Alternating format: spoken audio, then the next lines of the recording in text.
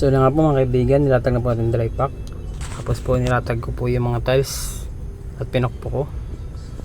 Tapos pagkalatag po, akin na po siyang binuhusan ng puro na may adhesive. Yan po, isa-isa ko na po siyang nilalagyan, ipinipix ko na po. So yun na nga po yung ating dry pack na ginawa. Atin po tinetesting kung okay nga po ang pagkakakabit. So yan na po mga kaibigan, tinetesting po natin. So ito naman po yung para natin paglagay ng dry pack. Naglagay po muna ako ng lusaw na adhesive sa ilalim. Ayan po. Saka po nilalatag, pantay tansi po yung ating dry pack.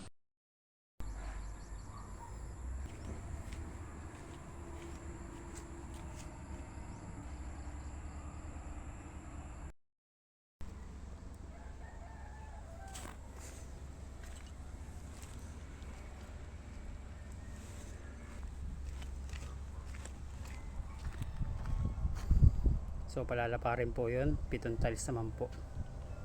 Stop po muna tayo sa bakanteng yun. Doon naman po tayo sa kabila mga kaibigan. Maraming pong salamat. So yan nga po mga kaibigan, tayo po nagbubuhos muna dyan. So 8x7 po yan ang talispunan. Yan po mga kaibigan, hindi na pong inabusan.